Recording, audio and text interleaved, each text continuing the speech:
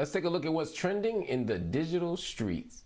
Another big honor for rapper Megan Thee Stallion. Glamour magazine has named her one of its Women of the Year. The magazine says the recognition is for her successful year in music and her political activism against domestic violence. Megan also became the first woman to have 3 #1 streaming songs on the Billboard 100 charts and the first rapper to grace the cover of Sports Illustrated.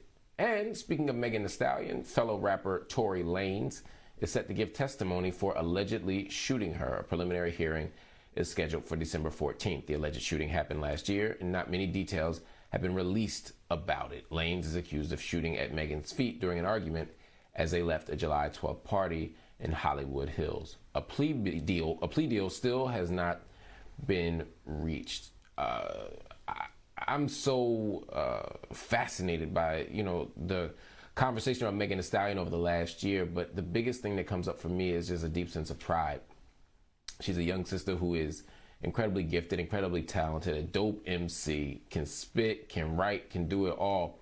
But what we've seen over the last year is a level of maturity, a level of growth, a level of commitment to telling the truth in public as an activist, as a freedom fighter.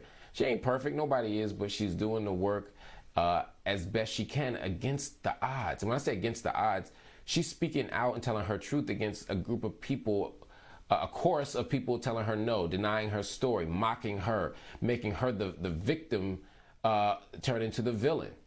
It is absolutely astonishing what she's been able to accomplish, whether it's finishing school, whether it's speaking her truth, or whether it's making great music. I'm so proud of the sister, and I hope that she gets all that she deserves.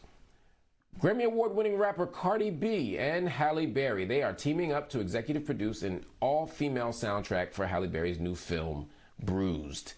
Cardi B and Halle Berry handpicked the tracks from Saweetie, City Girls, H.E.R, and many more who are going to be featured on this compilation album. The Academy Award-winning actress stars in the Netflix drama as an MMA fighter, set to hit the streaming platform on November 24th. Look, first of all, I'm hyped to see Halle Berry in a movie because Halle Berry makes great movies. I was back with Halle back on Strictly Business with Tommy Davidson. It was a risky business. Strictly Business with Tommy Davidson. I liked her in Jungle Fever as the crack addicted girlfriend. I'm saying she do it to death every single time. So I ain't got nothing but joy watching her from develop into the actress who gave us Monsters Ball, watching her in Queen. So watching her thrive like this is dope, and watching her partner with one of the hottest artists of this generation, Cardi B, is going to be dope. The soundtrack is going to be fire. We haven't had a good movie soundtrack in a long time. I mean, in my day, you had a bunch of them. Remember? Let's go back. I'm gonna go back to my my executive producer's day first, right? When you had soundtracks like Sparkle with Curtis Mayfield producing it and Aretha singing songs like giving him something he could feel. Then you fast forward to my day, the Boomerang soundtrack, Love Should Have Brought You Home Last Night, PM Dawn, right? Set Adrift. I'm talking about just fire after fire. Give You My Heart, Babyface and Tony Braxton. You don't know what I'm talking about. Sitting up in my room, Brandy on the Waiting to Exhale soundtrack. The whole Babyface written thing. That was the moment. Love Jones soundtrack. Lauren, the sweetest thing I ever known was like a kiss on a collarbone. That's what I'm talking about. Y'all don't know music in this generation, but maybe y'all finally get a soundtrack worth y'all. Because right now, my generation is whooping y'all ass. All right. The Duchess of Sussex, Meghan Markle, is reportedly reaching out to U.S. senators using her royal title to lobby for paid parental leave.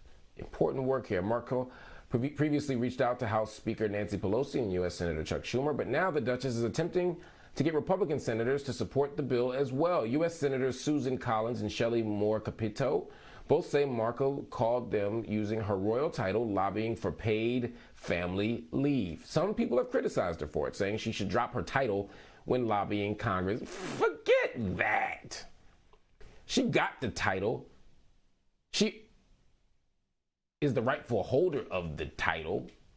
And if that title can bring paid family leave, if it can help people get what they deserve, if it can help get people better working environments, if it can get people workers' rights, if it can allow them to rest and engage in self-care at home, Let them do it. Y'all done attacked this sister. Y'all done beat her up. The royal family done been racist against her. The world done turn her into the object of surveillance and scrutiny and skepticism and misogyny and patriarchy, all because she got that title. So you know what? If she got that title for all of that, she could have that title to fight for justice. Ain't like she trying to get a table at Mr. Chow.